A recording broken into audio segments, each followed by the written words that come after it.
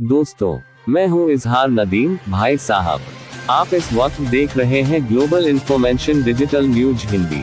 Live Israel Iran ceasefire live, युद्ध विराम अब प्रभावी, कृपया इसका उल्लंघन न करें, इसराइल ईरान से ट्रंप की appeal. Updated Israel Iran ceasefire news in Hindi. Paschim Asia में बीते 13-14 मई की दरमियानी रात इसराइल के हवाई हमलों से शुरू हुआ हिंसक संघर्ष थमने का नाम नहीं ले रहा है। बीते 11 दिनों में 950 से अधिक लोग हताहत हो चुके हैं। अमेरिका भी सेना का इस्तेमाल कर ईरान के परमाणु ठिकानों पर हमले कर चुका है। ईरान ने अमेरिकी सैन्य अड्डों पर मिसाइलें दागी। इसके बाद ट्रंप ने संघर्ष विराम का ऐलान किया। ईरान ने इसराइल पर हमले शुरू कर दिए। अब ईरान ने सीजफायर का ऐलान कर दिया। इसके बाद ट्रंप ने दोनों देशों से अपील की है। पश्चिम एशिया के संवेदनशील हालात से जुड़ी पल पल की updates. Israel Iran conflict live updates. US president Donald Trump Khamenei Iran Israel ceasefire news in Hindi. Israel Iran ceasefire. Israel सरकार ने कहा कि हमारे दिल उन परिवारों के साथ है जिन्होंने अपने प्रियजनों को खो दिया है, और हम उन लोगों के पूर्ण स्वस्थ होने की कामना करते हैं जो घायल हुए हैं। ऑपरेशन राइजिंग लॉयन में इसराइल ने महान ऐतिहासिक उपलब्धियां हासिल की और खुद को दुनिया की प्रमुख शक्तियों की पहली पंक्ति में रखा। यह इसराइल के लोगों और उसके लड़ाकों के लिए एक बड़ी सफलता है, जिन्होंने हमारे देश के लिए दो अस्तित्वगत खतरों को दूर किया और इसराइल की अनंतता सुनिश्चित की। ईरान को हमने करारा झटका दिया। इसराइल ने कहा कि प्रधानमंत्री बेंजामिन नेतन्याहू ने कल रात सुरक्षा कैबिनेट की बैठक बुलाई। इसमें रक्षा मंत्री, IDF चीफ ऑफ स्टाफ और मोसाद के निदेशक शामिल थे, ताकि यह रिपोर्ट दी जा सके कि इसराइल ने ऑपरेशन राइजिंग लॉयन के सभी उद्देश्यों को हासिल कर लिया है, और भी बहुत कुछ। इसराइल ने अपने ऊपर से दोहरे अस्तित्वगत खतरे को हटा दिया है, परमाणु मुद्दे और बैलिस्टिक मिसाइलों के मामले में। IDF ने तेहरान के ऊपर आसमान में पूरी हवाई श्रेष्ठता भी हासिल कर ली है। सैन्य नेतृत्व को करारा झटका दिया है और ईरान के मुख्य शासन लक्ष्यों को नष्ट कर दिया है। राष्ट्रपति ट्रंप का धन्यवाद। इसराइल संघर्ष विराम को लेकर इस्राएली सरकार ने एक बयान जारी किया। इसमें कहा गया कि इसराइल राष्ट्रपति ट्रंप और अमेरिका को उनके रक्षात्मक समर्थन और ईरानी परमाणु खतरे को दूर करने में उनकी भागीदारी के लिए धन्यवाद देता है। ऑपरेशन के उद्देश्यों को प्राप्त करने के मद्देनजर और राष्ट्रपति ट्रंप के साथ पूर्ण समन्वय में इसराइल राष्ट्रपति ट्रंप के द्विपक्षीय युद्ध विराम के प्रस्ताव से सहमत है। हम युद्ध विराम के किसी भी उल्लंघन का जोरदार तरीके से जवाब देंगे। इसराइल के नागरिकों को तब तक IDF होम फ्रंट कमांड के निर्देशों का पालन करना जारी रखना चाहिए जब तक कि युद्ध विराम का पूर्ण पालन सत्यापित नहीं हो जाता। इसराइल सरकार ने कहा कि पिछले कई दिनों में IDF ने तेहरान के मध्य में शासन के ठिकानों पर भी हमला किया है। आतंकवादी शासन के दमन के साधन बसीज से सैकड़ों आतंकवादियों को खत्म किया है और एक अतिरिक्त वरिष्ठ परमाणु वैज्ञानिक को मार गिराया है। दोपहर के 12:11 24 जून 2025 इसराइल और ईरान ने युद्ध विराम योजना को स्वीकार किया। इसराइल और ईरान ने मंगलवार को अमेरिकी राष्ट्रपति डोनाल्ड ट्रंप की ओर से प्रस्तावित युद्ध विराम योजना को स्वीकार कर लिया है। इससे पश्चिम एशिया में 12 दिनों से चल रहे युद्ध पर विराम लग गया। ट्रंप ने युद्ध विराम का ऐलान तेहरान की ओर से कतर में अमेरिकी सैन्य अड्डे पर जवाबी सीमित मिसाइल हमलों के बाद किया था। ईरान की यह कार्रवाई उसके परमाणु ठिकानों पर अमेरिकी हमलों का जवाब थी। ट्रंप बोले, युद्ध विराम का न हो उल्लंघन। अमेरिकी राष्ट्रपति डोनाल्ड ट्रंप ईरान इसराइल से अपील की है। उन्होंने पोस्ट किया कि युद्ध विराम अब प्रभावी है, कृपया इसका उल्लंघन न करें। ईरानी हमले में 4 लोगों की मौत। इसराइल की आपातकालीन सेवा ने कहा कि बीरशेवा में हुए ईरानी हमले में 4 लोगों की मौत हो गई है, जबकि 12 से अधिक लोग घायल हुए हैं। इसराइल का हवाई क्षेत्र अगले आदेश तक बंद। इसराइल हवाई अड्डा प्राधिकरण ने कहा कि ईरान की ओर से की गई बमबारी के कारण उन्हें हवाई क्षेत्र को सभी यात्री विमानों के लिए बंद करना पड़ा। इनके मंगलवार को उतरने और उड़ान भरने की उम्मीद थी। कुछ उड़ानों को भूमध्य सागर के ऊपर चक्कर लगाने के लिए बाध्य होना पड़ा।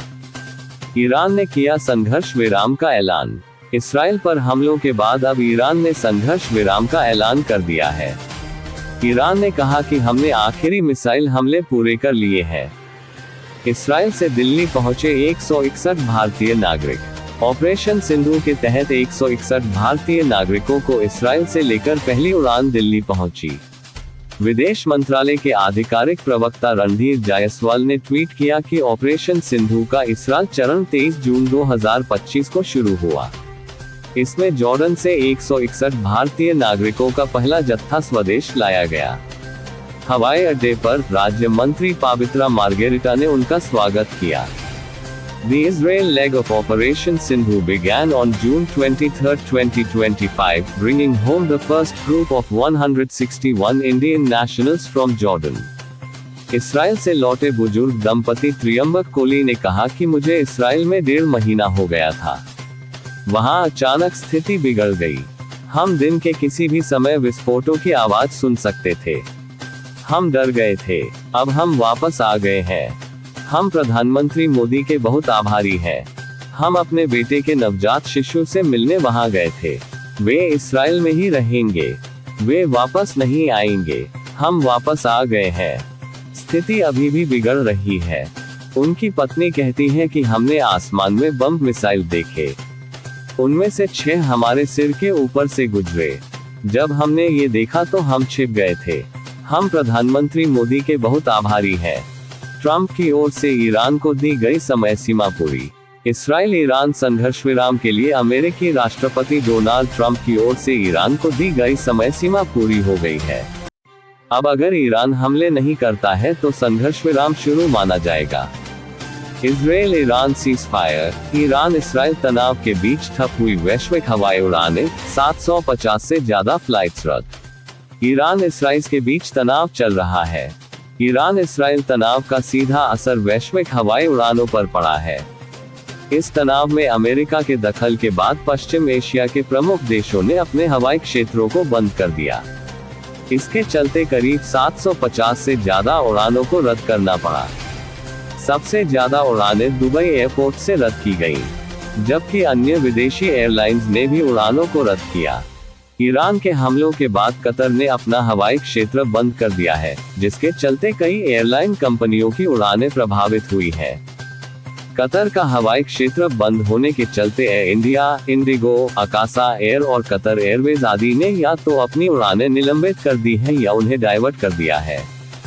फ्लाइटअवेयर के एयर ट्रैकिंग डाटा के मुताबिक सोमवार दोपहर तक दुनिया भर में 705 उड़ानें रद्द की गईं। इसमें सबसे ज्यादा 75 उड़ानें दुबई इंटरनेशनल एयरपोर्ट से रद्द हुई। इसमें एयर इंडिया में सबसे ज्यादा 38 उड़ानें शामिल थी। विशेषज्ञों का कहना है कि इस तरह से हवाई क्षेत्र को बंद करना और उड़ानों का मार्ग बदलना सुरक्षा की दृष्टि से अहम है। इसराइल ईरान के बीच 12 जून से शुरू हुए हमलों के बाद से पश्चिम एशिया में हालात तनावपूर्ण थे। इसके बाद अमेरिका ने शनिवार रविवार की दरमियानी रात ईरान के परमाणु ठिकानों पर हमला बोला। जवाब में ईरान ने सोमवार को कतर के अल उदीद एयर बेस पर अमेरिकी सेना पर मिसाइल हमला किया।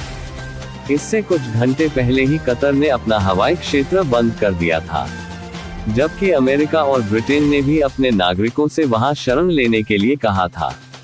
वहीं संयुक्त अरब अमीरात ने भी कुछ सप्ताह के लिए उड़ानों को बंद कर दिया। एयर इंडिया एक्सप्रेस ने एक बयान में कहा, मध्य पूर्व में चल रही तनावपूर्ण स्थिति और कतर का हवाई रास्ता बंद होने के कारण हमने कोची से मस्कट होते हुए दोहा जाने वाली उड़ान को डाइवर्ट कर दिया है। कन्नौज से जाने वाली फ्लाइट को वापस बुला लिया।